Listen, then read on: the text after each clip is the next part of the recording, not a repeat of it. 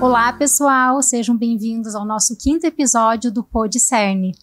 Primeiro, vamos dar oi para as meninas, né? Oi, Tal! Oi, Duda! Oi, Mari! Tudo bem? Que saudades, né? Faz tempo já.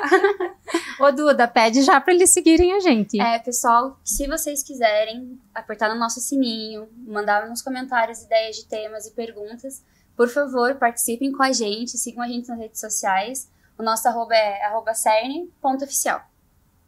Então, hoje a gente vai falar sobre um tema super especial, que é a alteração do sono. E a gente tem uma super convidada. Eu vou apresentar, vou colocar meus óculos para poder ler o grande currículo dela. Então, hoje a gente está aqui com a Letícia Stephanie de Jesus. Ela é graduada em Psicologia pela Universidade Federal do Paraná, com período de mobilidade acadêmica internacional na Universidade do Texas. Também é mestre em Psicologia na linha de Análise do Comportamento pela Universidade Federal do Paraná. Compõe a equipe editorial do periódico científico Perspectivas em Análise do Comportamento, atuando como secretária de editoração. Atualmente trabalha com intervenção precoce em ABA no CERN e com psicoterapia para adultos, com ênfase no tratamento psicológico da insônia. Atua também como docente de pós-graduação da Faculdade Inspirar. É um grande prazer tê-la aqui. E eu já te faço a primeira pergunta. Qual é a importância do sono na nossa rotina? Bom, primeiro, muito obrigada, galera, pelo convite. Eu sou muito feliz de falar aqui. Eu gosto muito de falar sobre o sono, enfim. E para mim é um prazer, né, estar participando aqui do podcast. Gosto muito do trabalho de vocês.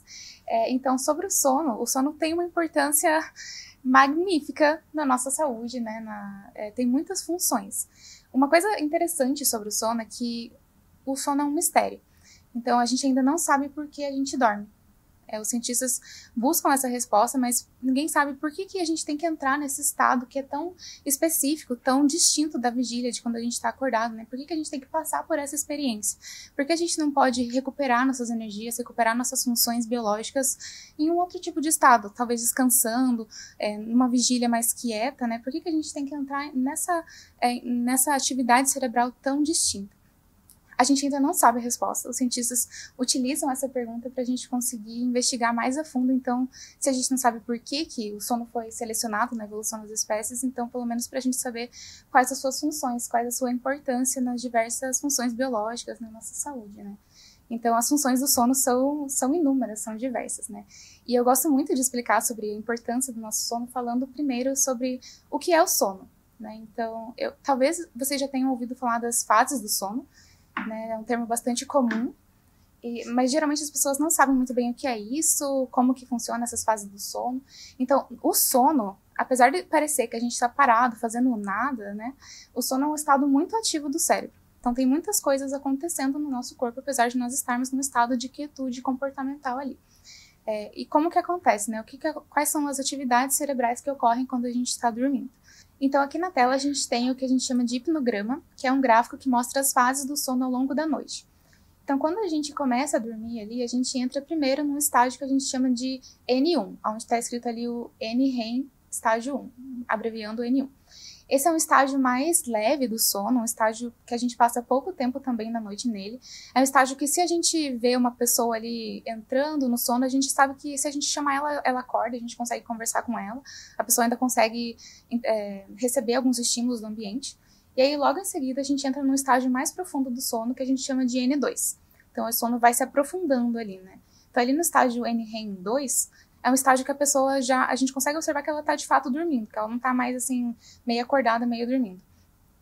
Esse estágio N2 é o estágio que a gente passa mais tempo durante a noite. A gente passa cerca de 50% da noite no estágio N2. Então a gente sabe que o N2 está relacionado a algumas funções como aprendizagem, funções para o corpo no geral, mas o estágio mais importante que a gente pode dizer seria o estágio N3. Então quando a gente aprofunda um pouco mais o sono, a gente entra no que a gente chama de sono profundo, que é um termo que é muito mais conhecido, assim, entre as pessoas, né? Não sei se vocês já ouviram falar também. Mas o estágio N3 está relacionado a funções como reparação biológica, imunidade. É nesse estágio também que acontece a secreção de alguns hormônios, por exemplo, o hormônio do crescimento. Então, isso é fundamental ali no desenvolvimento infantil, né? O estágio N3 também está relacionado à memória, então, consolidação de memória de longo prazo. Enfim, é um estágio muito importante para o para o nosso desenvolvimento no geral. Depois que a gente passa pelo sono profundo, a gente desaprofunda um pouco o sono. Então a gente entra num estágio conhecido como REM. Vocês já ouviram falar do REM? Uhum. O REM é a sigla em inglês para movimento rápido dos olhos. Então, se a gente observa uma pessoa dormindo e vê que ela está com as pálpebras mexendo bem rapidinho, a gente sabe que ela está no estágio de sono REM. E o estágio do sono REM, a atividade cortical desse estágio é muito similar à vigília. É uma atividade mais rápida. Nos estágios N1, N2 e N3, eu esqueci de mencionar, né? Mas o nosso córtex está realizando ali uma atividade elétrica que vai se aprofundando no sentido que vai ficando cada vez mais devagar. Então, quando a gente observa ali a atividade com eletrodos, a gente consegue ver que a frequência das ondas dali dos nossos neurônios conversando, digamos assim, vai ficando mais lenta, vai ficando maior também, com uma amplitude maior. E aí, quando a gente entra no REM, se a gente observa só o padrão de ondas, a gente acha que a pessoa pode estar acordada, porque é uma atividade muito similar quando a gente está na vigília. Só que quando a gente observa os aspectos comportamentais, a gente vê que a pessoa está dormindo. Então, nesse estágio tem atonia muscular, a pessoa fica parada, isso justamente para a gente não interpretar os sonhos. Porque nesse estágio é onde acontece a maior parte dos nossos sonhos. Não é só no estágio REM. Não é só no REM que a gente sonha, na verdade, durante toda a noite. Mas se a gente acorda uma pessoa durante esse estágio, é muito mais provável que ela se lembre do que ela estava sonhando. Então, esse estágio está muito mais relacionado aos sonhos, e a atonia muscular que acontece nesse estágio, né, a pessoa ficar parada, a gente acredita que biologicamente foi selecionado para a pessoa não atuar aos seus sonhos. Inclusive, tem um distúrbio do sono muito raro, que é o distúrbio comportamental do sono REM. Que nessa condição a pessoa não tem atonia muscular, ela começa a atuar os sonhos dela, mas ela permanece dormindo. Então, é uma condição bastante rara, né? Então, e o sono REM está muito relacionado também à nossa regulação emocional, ao nosso aprendizado também. Tem muitas funções importantes, tanto quanto o sono profundo, né? Seriam os dois estágios principais, digamos assim, para as nossas funções biológicas. Então, quando a gente passa por todos esses estágios ali, né? Então, a gente dorme, entra no N1, sai rapidinho do N1, vai para o N2, N3, depois vai para o REM. Quando a gente passa por esses estágios, a gente chama de que a gente passou por um ciclo de sono. Então, esses ciclos se repetem ao longo da noite. E é comum que, depois que termine um ciclo de sono, a gente tenha um despertar, que a gente acorde ali de noite. Pode ser que a gente se lembre desse despertar, pode ser que não. É mais saudável que a gente não se lembre desse despertar. Então, aí também está relacionado com os problemas de sono, né? Quando a pessoa desperta, que é natural da biologia humana, só que começa a não conseguir voltar a dormir. Então, aí também está relacionado com a etiologia dos problemas de sono, inclusive nas crianças. Quanto tempo dura mais ou menos um ciclo de sono, Lê? Em média, dura 90 minutos. Então, a gente vai ter de 4 a 6 ciclos de sono por noite. Então, a gente vai passando ali por esse ciclo, só que a proporção dos estágios não é a mesma em cada ciclo. Na primeira metade da noite, a gente tem maior proporção de sono profundo, do N3, e na segunda metade da noite, a gente tem maior proporção do sono REM. E é interessante saber disso, né, porque tem crianças, tem adultos, enfim, com problemas de sono que têm problemas de despertar precoce, por exemplo, que elas acordam cedo demais. O que acontece é que elas vão perder mais de sono REM, que tem a maior tendência de acontecer na segunda metade da noite do que outras fases. Então, isso pode acabar afetando funções específicas relacionadas ao sono REM, como regulação emocional, certos tipos de aprendizado, né. Então, mas é assim que acontece, assim, a gente vai alternando entre as fases, nesses ciclos, assim, mas a proporção é diferente ao longo da noite. Eu queria fazer uma pergunta. A gente está falando do sono à noite. Isso acontece também nas sonecas durante o dia, que são comuns para as crianças pequenas? Depende da duração da soneca. Então, como eu falei, um ciclo de sono tem a duração de 90 minutos. O que a gente recomenda é que as sonecas sejam tiradas ou rápidas, por 15 a 20 minutos, que essas sonecas rápidas têm benefícios para a cognição, para o aprendizado, ou que seja tirada uma soneca longa, de 1h30, que aí a criança ou o adulto tem o tempo suficiente para passar por todas as fases do sono. Se a gente acorda uma pessoa quando ela está no sono profundo, no N3, é provável que ela acorde meio grogue, meio pesada, se sentindo como se ela não estivesse... Acorda pior do que estava. Daí é pior do que não ter tirado a soneca. Então, depende da duração da soneca. E as sonecas, elas são muito comuns na infância, né? E são naturais. Ao longo do tempo, com o desenvolvimento, a criança vai diminuindo o seu tempo de soneca. Então, chega ali mais ou menos nos 5 anos, as sonecas começam a diminuir de frequência. Na verdade, diminui antes, né? Mas aos 5 anos, a criança provavelmente já não está apresentando soneca. Algumas param de dormir à tarde antes, algumas depois, né? Mas mais ou menos aos 5 anos. Então, Lê, aproveitando que você estava falando disso, qual que é a quantidade de horas esperada de sono para cada faixa etária? Então, varia bastante, né? A quantidade de sono que a gente precisa é muito individual. A gente conhece, assim, né, para a idade adulta, a gente conhece a regra que a gente tem que dormir 8 horas por noite. Essa regra tem um quê de verdade, porque em média a gente precisa, as pessoas, os adultos dormem por 8 horas, mas não é necessariamente uma regra que a gente deva seguir. Cada pessoa tem que identificar a sua necessidade individual. A nossa necessidade de quantidade de horas de sono vai diminuindo ao longo do desenvolvimento, né? Então, todos sabem que os bebês, as crianças pequenas dormem muito. Então, a gente consegue ver ali nessa imagem que crianças, né, recém-nascidas até os 3 meses, ali nessa faixa azul escura, né, no meio, mostra ali a média da população. Então, os recém-nascidos dormem em média de 14 a 17 horas por noite. Por noite não, desculpe. A cada 24 horas. Isso considerando as sonecas diurnas também. Aquelas faixas azuis mais claras em cima e embaixo estão indicando ali que aquela quantidade de horas pode ser recomendada a depender da necessidade individual da criança. Então pode ser que um bebê dormindo recém-nascido aqui, né, 11 horas estaria ok, a depender para aquele bebê. Isso, porque pode ser que aquela criança específica seja o que a gente chama de pequeno dormidor, que é uma pessoa que geneticamente está programada, digamos assim, a dormir menos, a ter uma necessidade de sono menor do que a média da população. Então, os pequenos dormidores ali podem necessitar, ali, no caso do recém-nascido, né, de 11 horas por 24 horas ou até menos. Mas essas pessoas são muito raras na população. A gente tem uma distribuição normal ali da nossa necessidade de quantidade de horas de sono. E os pequenos dormidores e os longos dormidores, que são as pessoas que precisam de muitas horas de sono, são mais raros, né? Então, pode ser que seja o indicado para aquela criança, mas pode ser também indicativo de algum problema de sono que teria que ser investigado. E não sei se quer falar mais alguma coisa daqui. Ali o gráfico, né? Acabei não falando do resto das faixas etárias, mas mostra ali que a nossa quantidade de horas de sono recomendada vai diminuindo, né? Então, por exemplo, ali nas crianças de 3 a 5 anos, os pré-escolares, em média precisam de 10 a 13 horas de sono. Vai diminuindo ali, né? Os adolescentes precisam de 8 a 10 horas de sono. Na adolescência também ocorrem algumas alterações específicas do sono. Os adolescentes naturalmente começam a ter a preferência por dormir mais tarde e acordar mais tarde. E depois que passa a adolescência, volta para o padrão normal, digamos assim. E aí os adultos precisam ali de 7 a 9 horas de sono, mais ou menos. E na idade idosa também, daí as pessoas precisam de menos horas ainda. E aproveitando que você deu essa explicação para a gente desde o início até agora, o que seria o distúrbio do sono? Um distúrbio do sono é um problema que seja persistente e que afete a qualidade de vida da pessoa. Então, na vida, todos nós passamos por problemas de sono. Todo mundo passa por momentos que tem algum tipo de estressor na vida, alguma questão específica que a gente esteja passando que a gente começa a dormir mal. Mas se esse problema passa naturalmente ou passa com medidas que sejam mais leves, digamos assim, que eu vou falar também mais pra frente, a gente não considera um distúrbio de sono. A gente considera quando esse problema é persistente, é crônico, né? Ele se perpetua por muito tempo e tem que ter também consequências na vida diurna da pessoa, consequências na sua funcionalidade, no trabalho, no humor. Então a gente tem que observar se está tendo isso também, senão não é necessariamente um distúrbio. E aí... Desculpa. Não, pode falar. Eu vou fazer 2 perguntas, tá? Porque eu fiz uma pergunta que não era que tava no meu roteiro. Tá tudo bem.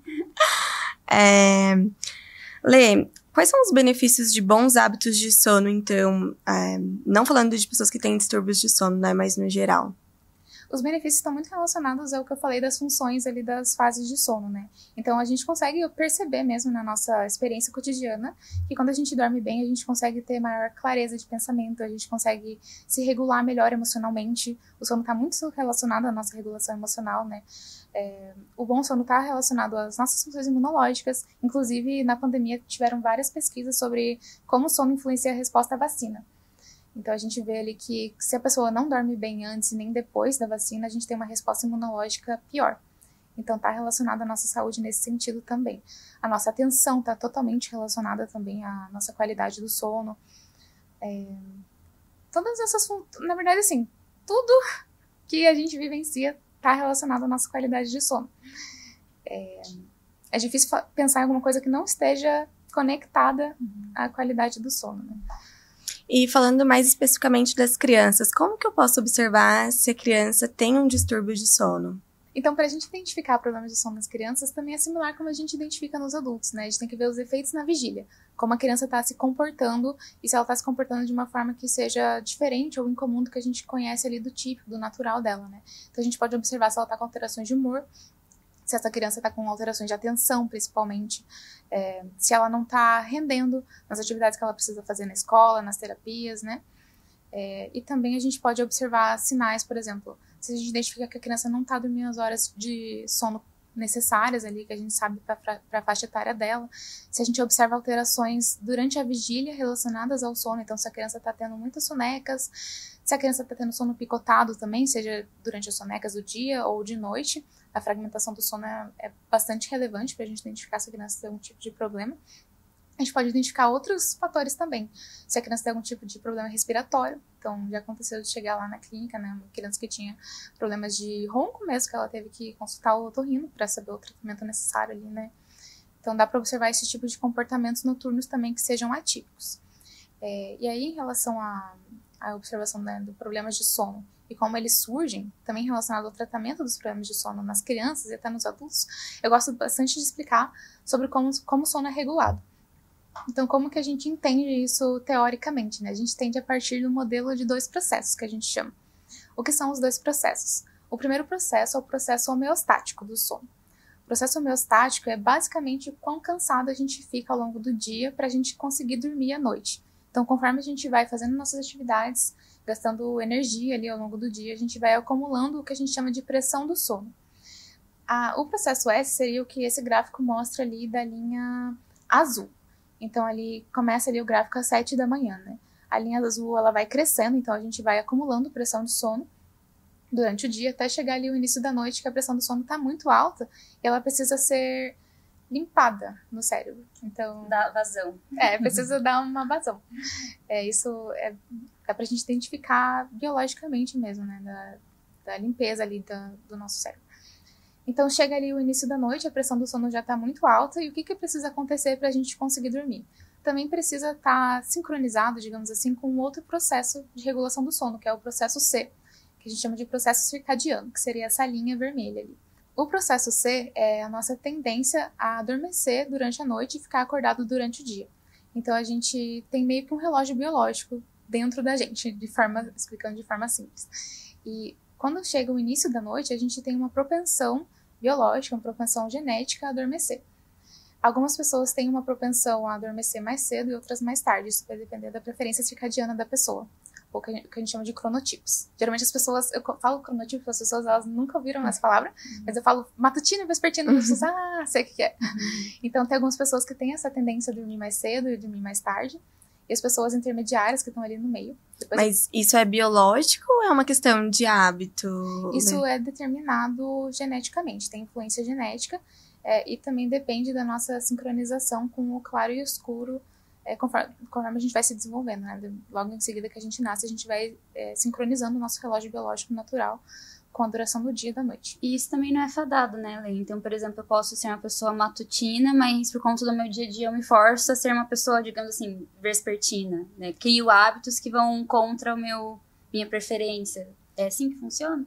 Mais ou menos. Isso realmente acontece muito, né? Porque na nossa sociedade a gente tem atividades muito mais voltadas a pessoas matutinas. A gente começa a atividade cedo, né? Mas o seu cronotipo não vai mudar. O cronotipo não muda ao longo da vida. Então pode ser que você acabe tendo consequências de estar agindo muito de forma contrária ao seu cronotipo natural se você agir assim de forma crônica, né? Você pode vir a desenvolver problemas de sono, enfim. Tinha mais alguma coisa sobre essa pergunta? Na verdade, eu tô pensando em várias coisas relacionadas a essas perguntas. Principalmente porque a gente tem crianças que trocam o dia pela noite, né? E daí eu fico pensando, coitada dessa criança, porque com certeza não existe um padrão que é o ok, né? Ficar acordada de madrugada, né? Ou como é que é? Então, a nossa preferência circadiana, ela varia também em uma distribuição ali similar a uma curva de Gauss, né? E realmente tem pessoas que são mais extremas. Esse gráfico, ele mostra ali o nosso ponto médio do sono. Então, a gente consegue ver ali nas barras mais escuras, onde está a maior parte da população, que o ponto médio do sono da maioria das pessoas é cerca de 4 da manhã. Então, as pessoas geralmente dormem meia-noite, acordam às 8, esse é mais ou menos o cronotipo médio da população. Tem pessoas que acabam tendo um ponto médio de sono muito mais extremo, muito mais alterado, que são as pessoas que a gente conhece como os corúvios, né, os vespertinos. Então, essas pessoas têm a tendência natural a adormecer muito mais tarde e acordar muito mais tarde. Então, pode ser essas crianças que passam a noite acordadas, na verdade, é muito mais provável que elas estejam passando por algum tipo de problema que tenha que ser tratado. Mas tem a possibilidade de serem crianças, serem pessoas que têm a tendência natural a terem um sono muito mais extremo ali em relação aos horários do que a média da população. E a mesma coisa acontece com as pessoas ali, né, os matutinos extremos que estão ali no início do gráfico, que são pessoas que acabam tendo uma tendência a adormecer e acordar muito mais cedo do que a média da população. Tem criança que dorme 10 horas da noite e acorda 4 da manhã. Uhum. Plena, tudo certo. Como tem influência genética, sim, pode ser que siga ali o padrão da família, que já sim, ajuda ali no manejo desse comportamento, né? Mas sim, nem sempre vai ser similar ao dos pais, então pode ser um problema ali para a rotina da família, né? Uhum. Isso me leva a perguntar outra coisa, Lê. Que profissionais que a gente envolve no processo de tratamento, de identificação dos distúrbios do sono? Os distúrbios do sono precisam ser tratados de forma multidisciplinar. Então, tem vários profissionais que podem ser consultados a depender da situação específica. A gente pode procurar um neurologista, por exemplo, de preferência médicos, né, que sejam certificados em medicina do sono. Então, pode envolver uma variedade de especialidades, psiquiatra, pediatra. Também os psiquiatras e psicólogos, né, estão muito relacionados ao tratamento de distúrbios do sono, principalmente o distúrbio do sono mais comum, que é a insônia. Então, são profissionais assim, fundamentais para a gente conseguir um tratamento adequado.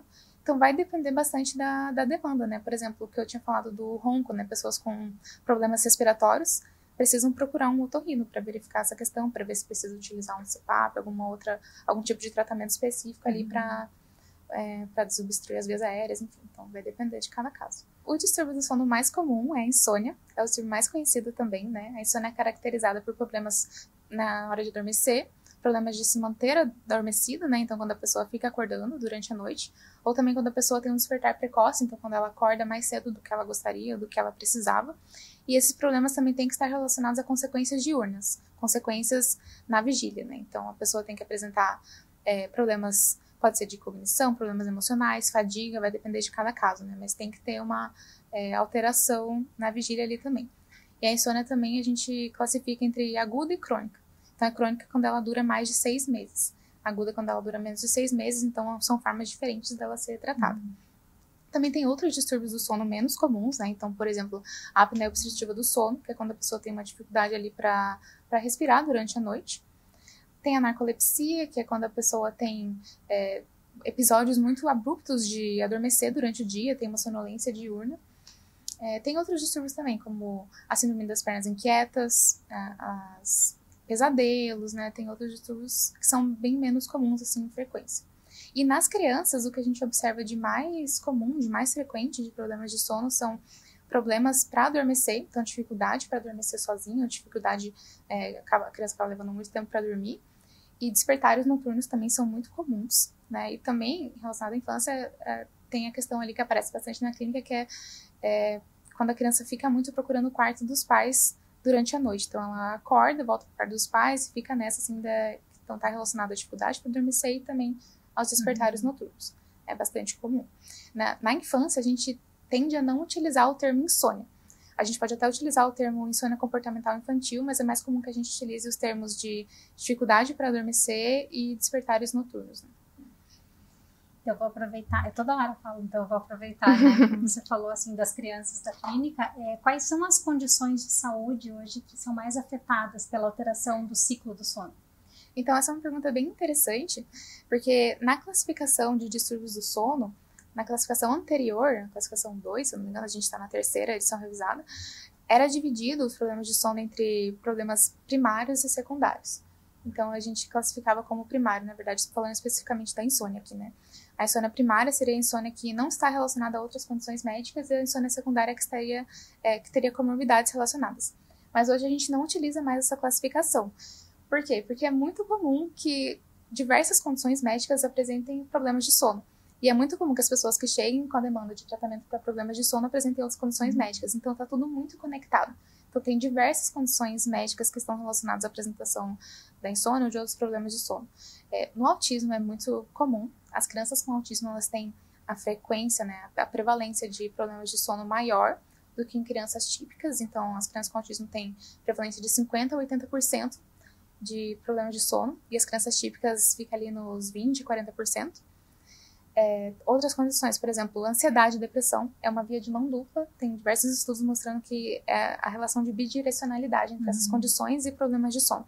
Então, questões psiquiátricas, esquizofrenia, epilepsia, TDAH, são condições médicas que têm uma prevalência maior de problemas de sono comparado a pessoas sem essas condições. Lê, e quais são as intervenções mais utilizadas e mais adequadas para esse tipo de demanda de distúrbios de sono? Então, vai depender ali se a gente está falando de um problema de sono em adultos, em crianças, né? Acho que eu vou falar primeiro nos adultos, depois eu vou mencionar como que a gente tem feito também tratamento nas crianças. Nos adultos, em relação à insônia especificamente, que é o problema de sono mais comum, o que as diretrizes clínicas na literatura indicam é que o primeiro tratamento seja o tratamento psicológico, antes dos tratamentos farmacológicos. Não é o que a gente observa na prática, né? Na prática é muito mais comum a gente ver pessoas tomando medicação para o sono. Isso é uma prática comum, enfim. Então tem como tratar sem tomar remédio? Tem, porém, também o que a literatura indica é que o tratamento psicológico tem uma taxa de remissão, que é quando a pessoa não apresenta mais os sintomas, né? Mais baixa do que a gente gostaria. Então, o tratamento psicológico é o que tem mais evidências de sucesso, porém, não tem um sucesso tão grande quanto o tratamento psicológico para outras condições, por exemplo, depressão ou ansiedade. É o que a gente tem de melhor, digamos assim.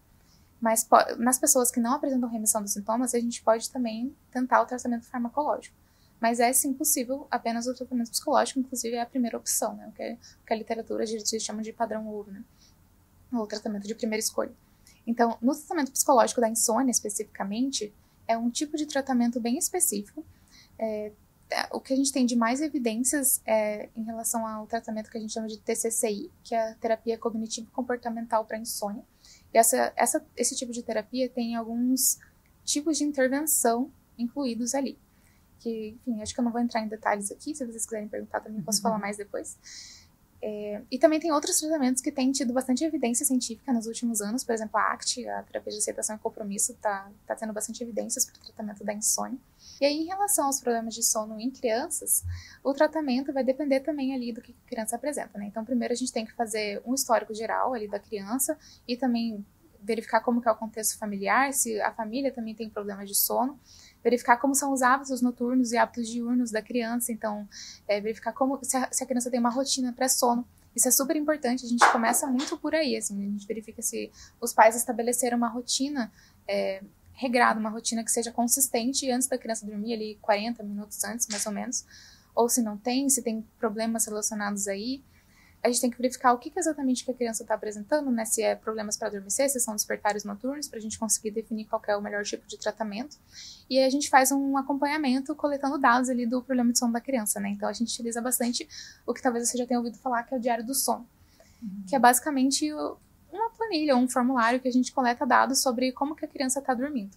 E aí a gente consegue verificar por esses dados se tem algum tipo de problema específico que precisa de uma intervenção específica. Por exemplo, se a criança passa muito tempo na cama acordada, que a gente consegue verificar pelos dados, que os pais vão colocar ela para dormir às 9, por exemplo, e eles verificam que ela de fato adormeceu 10h30. Então ela fica 1h30 ali na cama tentando dormir, ou brincando, pulando. A gente consegue verificar por esses dados que provavelmente a criança está fazendo uma associação inadequada de estímulos. Então isso significa que a criança está associando muito a cama com a vigília e com aspectos que são incompatíveis com o adormecer. Então, por aí a gente já consegue também direcionar a intervenção mais necessária. A gente pode também ver se a criança está tendo sono muito picotado, se os pais conseguirem coletar esse tipo de dado, né, ver quantas vezes a criança está acordando à noite, por quanto tempo. A gente pode redirecionar o tratamento para isso também. Acho que eu não vou entrar muito em detalhes, porque depende muito de cada caso, então, falando de uma forma bem geral, assim, né. Também tem outros problemas que têm tratamentos específicos. Por exemplo, quando a criança vai muito no quarto dos pais. Isso é um problema que chega bastante, né, muito comum. E a gente pode utilizar estratégias dependendo do repertório da criança e do problema específico, né? Por exemplo, a gente pode utilizar um passe do sono, que é quando a gente entrega para a criança, a gente faz um passe ali de uma forma mais lúdica, né, bonitinho assim para ela, entrega para ela e fala se ela não entregar esse passe durante a noite, se ela permanecer na cama dela, ela vai ganhar um reforço depois, ela vai ganhar algum tipo de recompensa. Mas se ela precisar ir para a cama dos pais, ela precisa utilizar o passe, e aí quando ela acorda, seu despertar final, né, de manhã, daí como ela utilizou o passe, ela não vai ter acesso àquela recompensa. Então pode ser uma intervenção utilizada também, mas eu recomendo que seja feito também com acompanhamento de experiência do psicólogo, pra gente ver como colocar isso em prática da melhor forma, né. Então tem várias formas, assim, né. Agora que a gente chegou aqui, fica uma coisa na minha cabeça, gente, eu não sei se eu posso falar bem agora. Pode, vai. É que a gente vê muito, assim, a gente segue várias pessoas, a gente acompanha, enfim, a gente vê muitas pessoas que tiveram filhos e que falam da questão de já organizar o sono do bebê, né, desde lá do início. E também a gente vê pessoas falando assim, já tentei de tudo, já usei vários livros, já acompanhei tal coisa, e o meu não faz. Eu voltei lá atrás, o que você já explicou. Seria a criança que dorme menos ou dorme mais? Na questão de a gente... Porque tem pais que não conseguem realmente fazer essa adaptação, né? Eu tenho 2 filhos. E eu vejo a diferença neles, e eu vi de um e de outro depois, quando eles eram bebês, né? Como que um se comportou, que dormia muito menos do que o mais novo, né? Então, às vezes, a gente também tem que, na hora de... Pode ser que seja falando besteira, mas na hora de identificar e ensinar e atuar no comportamento, a gente também tem que identificar isso.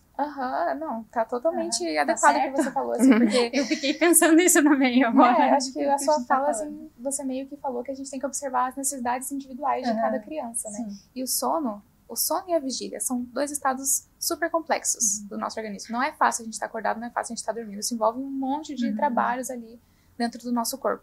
E como são estágios muito complexos, os problemas de sono também têm uma etiologia complexa. Então, pode ser que para uma criança não tenha funcionado, para outra tenha funcionado, porque para a criança que não funcionou foi acontecendo um monte de pequenos fatores, tem um monte de variáveis ali envolvidas que, na sua soma, acabaram desenvolvendo ali uma dificuldade maior para conseguir regular o sono. Então, é uma questão muito complexa que tem que ser mesmo avaliada cada caso, verificar todas as variáveis que possam estar envolvidas ali, e considerar também, como você falou, a necessidade individual de cada criança. É porque às vezes os pais, eu tô falando mais de criança, mas os pais se frustram também, né? Porque eles começam, sei lá, alguém vem, é tipo a receita de bolo, né?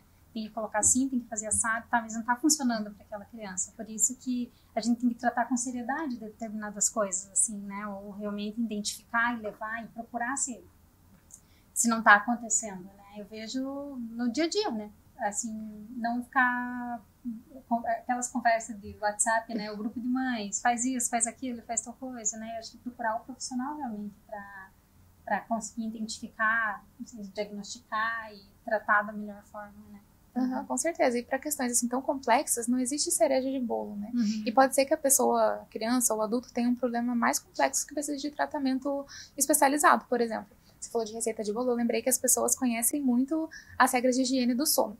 Provavelmente vocês conhecem todas, né? E no tratamento da insônia, na insônia crônica, as nossas evidências mostram que a higiene do sono não é suficiente. Não tem como você tratar a insônia só com higiene do sono. Só que o que as pessoas acham que com essa receita de bolo vai estar tudo bem, elas vão conseguir dormir melhor. Mas não é assim. Se é um problema de sono persistente, que traz prejuízos para a pessoa, talvez ela precise de um tratamento especializado diferente ali, né? Então, realmente não tem receita de bolo, né? Então, daí a gente identificou lá, né, a criança com distúrbio do sono ou do ciclo do sono? Distúrbio do sono. E daí são vários profissionais. Pode me corrigir. Não, que eu ia falar que nas crianças a gente, na verdade, chama de problema de sono. Distúrbio de sono a gente tende a utilizar mais no caso de adultos. A gente identificou. Eu vou trazer de novo para nossa realidade da clínica. São vários profissionais que atendem, né? Quem lidera isso? Vai depender também de qual é o problema específico da criança. No caso das crianças, como é muito comum que os problemas de sono que elas apresentem tenham uma etiologia comportamental, então sejam comportamentais na sua essência, a gente precisa muito que seja feito acompanhamento por psicólogos, né, que tenha ali a capacitação técnica necessária para intervir no manejo comportamental. Mas vai depender também, de repente a criança pode precisar do acompanhamento do neuropediatra. De repente pode ser uma criança que precisa do uso de medicação. É muito comum que as crianças com autismo tenham a necessidade, né, de medicação. Vai depender se a criança tem problemas respiratórios. Mas eu diria assim que, como nas crianças é mais comum que seja uma questão comportamental, seria fundamental o acompanhamento do psicólogo. Lê, você acha que as questões de sono são um pouco negligenciadas quando a gente avalia os pacientes em geral? Porque não é comum ter uma investigação mais profunda sobre questões de sono, né? Não sei, posso estar errada. Sim, é muito comum que não haja mesmo essa investigação. Os profissionais acabam esquecendo de investigar, né? De perguntar para os pais, a criança está dormindo bem? Como é que tá o sono dela? E acontece que o sono, como eu falei, ele influencia em basicamente todas as nossas funções. Então, a investigação de problemas de sono acaba sendo incomum, porém é muito necessária para que haja sucesso em diversos tipos de tratamento, inclusive o que a gente realiza no CERN, a intervenção precoce. Pode ser que a criança esteja tendo problemas para conseguir regular a criança, por exemplo, uma criança que tem muitos episódios de desregulação, pode ser que ela esteja tendo problemas de sono que interfiram nisso. Né? Eu tive um paciente que passou por isso, assim, que ele estava tendo muitos episódios de desregulação. Quando a gente conseguiu arrumar o sono dele, o comportamento dele fluiu muito melhor. Então isso influencia muito no sucesso das próprias terapias, né? Mas realmente há uma negligência em relação à identificação desses problemas. E como é uma intervenção focada no sono, desde a avaliação até a abordagem propriamente dita? O que eu faço primeiro, quando chega uma demanda de problema de sono nas crianças? Eu realizo uma entrevista com os pais, uma entrevista semi-estruturada ali, então eu coleto informações sobre como são os hábitos da criança, os hábitos da família, coleto informações se a criança, dependendo da idade, né, como que tá o sono diurno dela, se ela tá dormindo durante o dia, como são os hábitos noturnos, se ela tem uma rotina de sono. Verifico todas essas questões e também questões relacionadas ao funcionamento social da família ali. Então, se os pais dormem junto com a criança, se eles dormem em quartos separados, se a criança tem irmãos, se os irmãos dormem junto, se os irmãos dormem em horários diferentes. Tem muitas variáveis envolvidas ali para a gente conseguir decidir o manejo que vai ser necessário ali, né? Então, essa entrevista ali a gente vai fazendo com os pais para verificar todos esses aspectos ambientais. Aspectos ambientais também, a gente tem que verificar como que é o quarto da criança, se a criança dorme num quarto que seja escuro o suficiente para que haja ali a liberação de melatonina necessária para o início do sono, se o quarto da criança tem ruídos, se tem luz. No caso das crianças com autismo, uma questão muito comum é que as crianças tenham hipersensibilidade, então elas são mais reativas a certos estímulos e a gente tem que verificar se esses estímulos estão presentes no quarto que possam estar atrapalhando o início do sono. Então, luz, cheiro, até a textura da roupa de cama, da pijama, né, enfim. Verificar todas as questões ambientais também.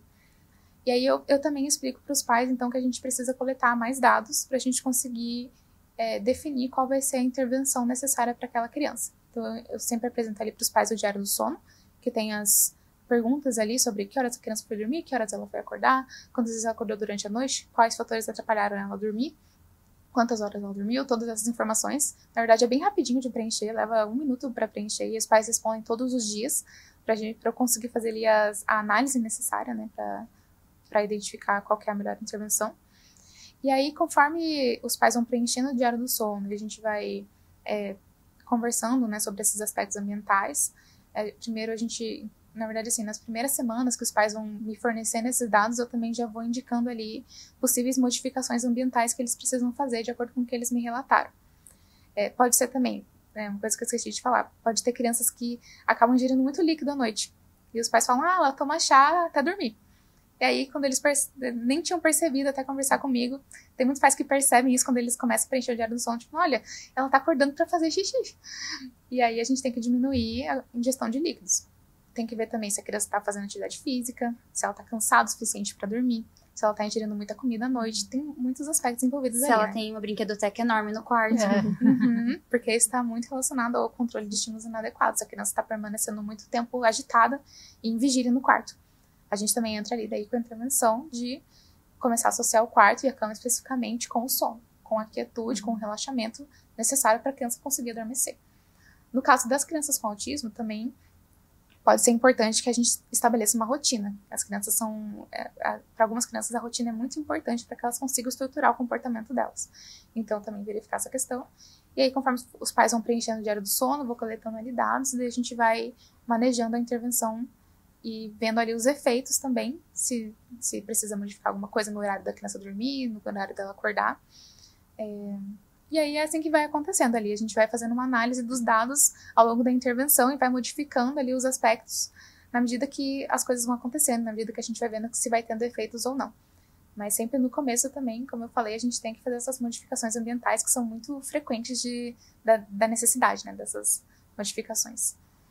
Eu acho muito legal quando você fala isso, Lê, porque muitos pais, eles veem como algo fadado, né? Ele dorme mal, ele não acorda bem, ele tem o sono picado e é isso. Não, não é isso. Pode ser que tenha uma questão que a gente não consiga tratar com uma terapia comportamental, digamos assim. A gente tem, né, também as nossas limitações, a depender do que está gerando aquele padrão de sono da criança. Mas também gera uma esperança pra gente de que a gente consegue, sim, modificar esses comportamentos relacionados ao sono.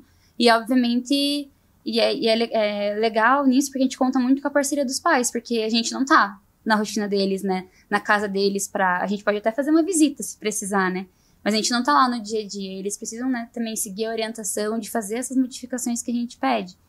E a gente vai conversando, a gente vai pensando em vários casos que a gente tem lá na clínica que, nossa, se a gente regulasse o sono dessa criança, que milagre que ia acontecer, né?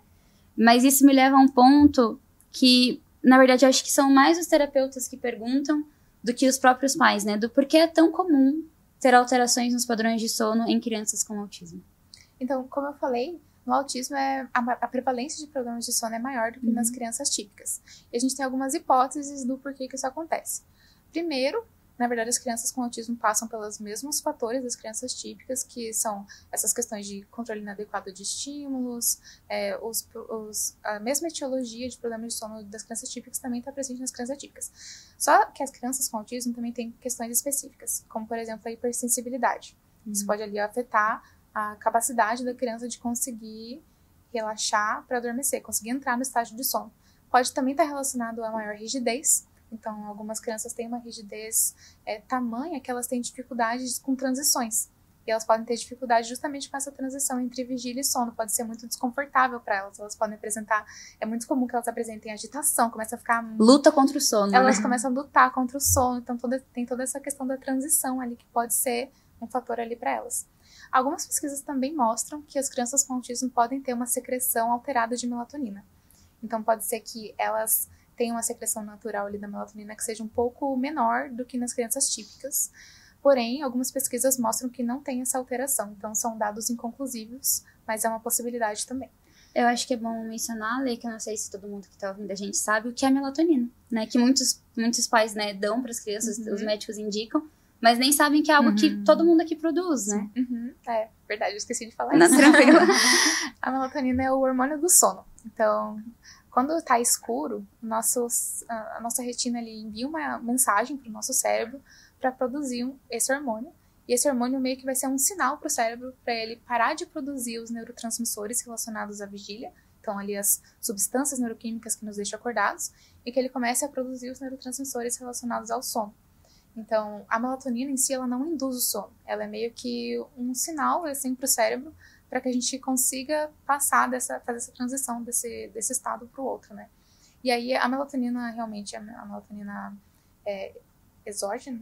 Como é que fala? Exógena ou endógena? Acho que é endógena. Ah, tá, exógena que a gente toma. E a melatonina exógena que a gente toma, né? Realmente, a gente tem acesso na farmácia. A gente pode comprar ali se a gente quiser. E é muito comum mesmo dos pais darem para as crianças. Mas a melatonina é um hormônio. Então, eu sempre indico para os pais que haja acompanhamento médico quando é ingerida a melatonina. Para os adultos também. Mas no caso dos pais, essa indicação é sempre muito necessária. Mas, de fato, é um hormônio que é secretado naturalmente pelo cérebro, que está muito relacionado à luz e à escuridão. Então, a melatonina vai ser secretada apenas quando está em um ambiente escuro. Enfim, é isso. E eu acho que vai muito também aquilo que você falou, né? A higiene do sono, ela não vai solucionar todos os problemas, na maioria das vezes. Mas é muito comum também a gente ver crianças que dormem no sofá, na frente da televisão, ou levam o tablet pra cama. E é isso, né? Aquela tela com luz na cara o tempo todo. De fato, vai dificultar, né? Sim, com certeza. A higiene do sono, como eu falei, ela não é suficiente para o tratamento de sono crônicos, não é milagrosa, mas ela é necessária. Então, a gente também tem que passar pelos passos da higiene do sono. Eu vi uma vez em algum lugar, não me lembro onde, se foi em um podcast ou se eu li em algum lugar, uma analogia, assim, que as regras de higiene do sono são como se a gente estivesse num barco e tem uma escadinha que nos leva para o barco, para a gente não afundar no mar. E cada degrau dessa escada é uma regra da higiene do sono. Então, quanto mais regras a gente conseguir aplicar na vida da criança ou na nossa vida, mais perto a gente está de estar a salvo, mais longe a gente está de afundar. Talvez não seja necessário, a gente precisa de outros recursos para alcançar o barco ali. Mas, com certeza, seguir as regras de higiene do sono vão ajudar. São passos ali a mais para você ficar longe dos problemas de sono. Lê, sobre isso que você falou da melatonina e da relação da melatonina com o escuro. Tem uma idade que as crianças às vezes passam a ter medo de escuro e pedir uma luz para dormir. Nesse caso, o sono é impactado diretamente, então, né? Vai depender da intensidade da luz e também do tipo da luz ali, né? Se for uma luz mais fraca, que não seja muito próxima da criança, pode ser que, na verdade, seja até benéfico para ela lidar com esse medo, né? Mas o ideal é que o ambiente seja um ambiente mais escuro para que ela consiga produzir naturalmente a melatonina. Legal. E uma coisa que, na verdade, é uma pergunta mais minha como mãe do que como profissional, mas você estava falando da maior prevalência de problemas do sono em crianças neurodivergentes. Quando a gente observa o sono de bebês, que não tem diagnóstico, mas que já apresentam muitos problemas, isso é um sinal de alerta para uma condição ou não? Isso pode ser um sinal de alerta. Quando os pais chegam para mim, das crianças típicas, né, com problema de sono, eles falam, nossa, desde que ele era bebê eu percebi que ele tinha problema de sono, mas não tinha relacionado ali a questão. Então, pode ser que as crianças com autismo apresentem problema de sono desde muito cedo. Pode ser um sinal de alerta, pode ser que não. Isso em si mesmo, por si só, não é... critério diagnóstico. Não é critério diagnóstico. Mas é sinal de alerta para outras condições também, né? Então, a gente tem que estar sempre atento, mas não quer dizer que a criança vai desenvolver alguma condição atípica porque ela tem problemas de sono assim tão cedo. Então, pra gente terminar, o que você deixaria, assim, de conselhos ou de dicas aqui para o Podcerne sobre o sono, assim, se você pudesse falar algumas coisas, dar algumas dicas ou falar, né, lógico, procure um especialista, né? A gente sabe disso. Mas, assim, para que a pessoa, de repente, não apresente um distúrbio ou para um pai que está observando algo, a primeira coisa que ele tem que fazer, né? Que você dê algumas dicas para a gente, tanto para quem está com alguma dificuldade para dormir ou para alguém que, de repente, está percebendo alguma alteração. O que eu gosto, assim, de falar para as pessoas, acho que eu tenho uma dica para os adultos e para os adultos pais, digamos assim. Os adultos que sofrem da alteração e os adultos que veem a alteração. Exatamente. Então, para os adultos que sofrem as alterações. Eu poderia falar sobre as regras de higiene do sono, mas todo mundo conhece. Se você dá um Google ali, você acha regras de higiene do sono que você precisa seguir, todo mundo já sabe. Mas o que eu gosto de falar é que as pessoas entendam, compreendam o sono como uma necessidade fundamental do nosso corpo. Então, muitas vezes as pessoas entendem o sono como um prêmio. Do tipo, eu trabalhei o suficiente, fui workaholic aqui, agora eu posso descansar. E o descansar da pessoa é dormir. Mas eu gosto de pensar que o sono é diferente do descanso. Eu acho que o descanso são atividades que a gente faz que estejam em equilíbrio com a produtividade. São atividades para você mesmo, para você relaxar, para você descansar, enfim. Mas o sono é uma necessidade biológica fundamental, tanto quanto a gente tem necessidade de se alimentar, de tomar água. Então, muitas vezes a gente acaba tratando o sono como uma recompensa, ou como um descanso ali, quando deveria estar sendo priorizado na nossa rotina. Então, a gente encaixa o sono quando dá, mas eu acho que a gente deveria encaixar nossas atividades depois que a gente priorizou o sono na nossa rotina. Eu acho que essa mudança de pensamento é muito importante, talvez mais importante do que ficar seguindo um monte de regras, assim, que você sabe que tem que seguir e não faz. Chega muito pra mim os pacientes, eu sei que eu não posso tomar café, eu sei que eu não posso tirar soneca, mas eu não consigo, eu já tentei. Mas eu acho que talvez primeiro a gente inverter um pouco ali e pensar por que a gente tem que priorizar o sono, talvez seja mais importante, nos motive também a realizar as modificações comportamentais necessárias para lidar com os problemas de sono, né? Então eu gostaria de deixar essa mensagem, assim, que o sono é fundamental, é fundamental na nossa experiência, não tem como a gente fugir. Então, se a gente priorizar, vai ser melhor pra gente, vai ser melhor pra nossa vigília, vai ser melhor pra nossa saúde.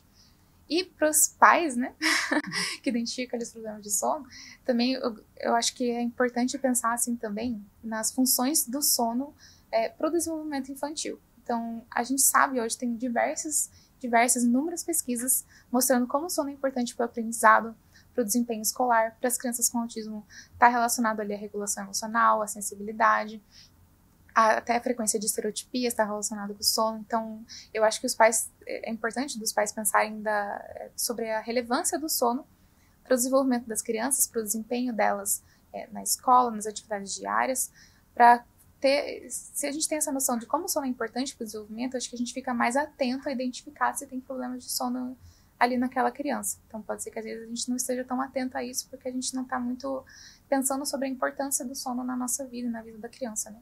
Então acho que essa mensagem que eu gostaria de deixar, assim, da gente pensar na importância do sono para o desenvolvimento e para nós mesmos, na nossa vida, na nossa saúde. Então agora eu vou fazer mais uma perguntinha. Quem é a Letícia? Nossa. A pergunta mais difícil de todas é a última. Como assim? Eu não sei.